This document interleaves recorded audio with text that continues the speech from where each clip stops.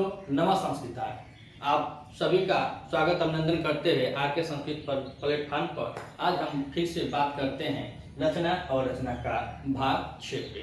इसके पहले हमने आप लोगों को कुछ यहाँ पे रचना और रचनाकारों के बारे में बतलाया। हम लोग अगले क्लास में चर्चा भी किए और इस क्लास में हम फिर चर्चा करेंगे रचनाकार और रचनाओं के बारे में। तो आइए देर न करते हुए हम फिर से अगली कड़ी को जोड़ते हैं और आज देखते हैं भाग 6 में पहली रचना। और पहली रचना भाग 6 की रहेगी वेदांग ज्योतिष शास्त्र। वेदांग ज्योतिष शास्त्र, वेदांग ज्योतिष शास्त्र। और यह रचना है आचार्य लगत की। आचार्य लगत। अब हम दूसरी रचना की बात करते हैं तो दूसरी रचना है निरुक्त। और यह जो निरुक्त है वह इसके रचनाकार हैं यास्क मुनि। यास्क मुनि। तो पहली रचना है वेदांग ज्योतिष शास्त्र आचार्य लगत जी की और दूसरी है निरुक्त। और निरुक्त जो है वह हमारे यास्क मुनि जी की रचना है। और तीसरा हम बात करते हैं तीसरी रचना की। तो तीसरी रचना हमारी है छंद सूत्रम। छंद सूत्रम। और छंद सूत्रम में यह आचार्य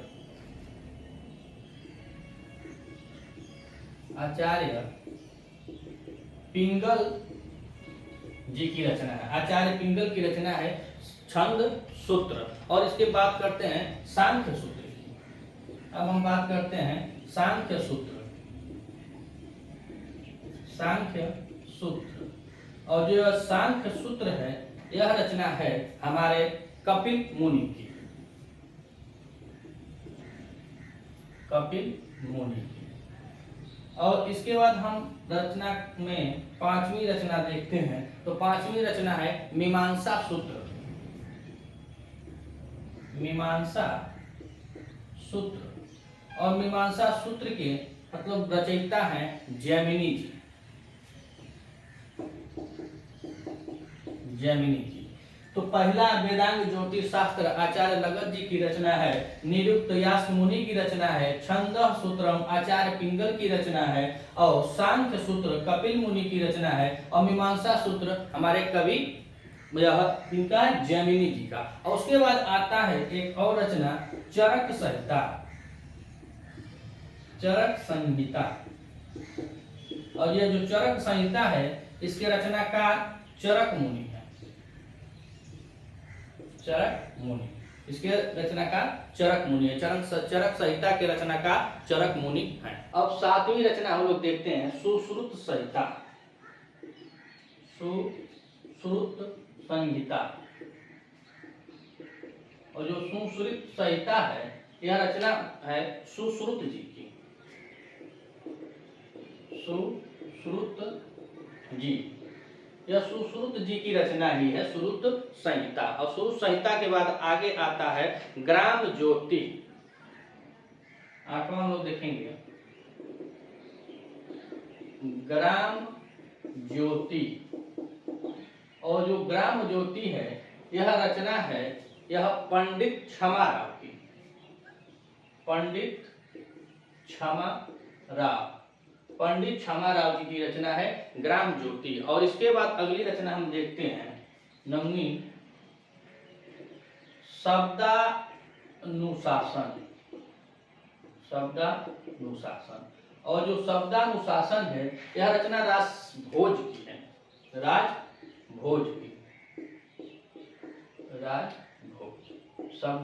शब्दानुशासन जो है वह हमारे कहाँ कवि राजभोज जी की रचना है। और उसके बाद अगली रचना देखते हैं बृहद कथा मंजरी। और बृहद कथा मंजरी के रचनाकार हैं क्षेमेंद्र जी। क्षेमेंद्र जी। बृहद कथा मंजरी। और बृहद कथा मंजरी के रचनाकार हैं हमारे क्षेमेंद्र जी। और उसके बाद देखते हैं विक्रांत देव चरितम, विक्रांत देव चरित। अब विक्रांत देव चरित और यह है बिल्हड़ की रचना है। किसकी रचना है? तो यह बिल्हड़ की रचना है। बिल्हड़ की, जो कल्हड़ बिल्हड़ है, इनको कश्मीरी पंडित भी कहा जाता है। इन लोगों का बिलोंग कश्मीर से था। तो कल्हड़ जो थे वहाँ कश्मीर के कवि थे, पंडित थे, वो कश्मीर के कवि थे जिन्होंने राजतरंगिणी लिखा है, जो ऐतिहासिक लेखनी में माना जाता है कि ऐतिहासिक पृष्ठभूमि से आता है कल्हड़ जी की। और यह जो विक्रांत देव चरित है यह बिल्हड़ की रचना है। उसके बाद आता है कुमार पाल चरित, कुमार पाल चरित। और कुमार पाल चरित रचना यह है हेमचंद जी की। हेमचंद, यह हमारा आज 12 रचना और रचनाकार हो गए हैं। वीडियो लंबा ना हो इसीलिए इसको आज यहीं पे रोकते हैं। मिलते हैं फिर अगले रचना और रचनाकार भाग 7 में। तब तक के लिए राधे राधे, नमः संस्कृता।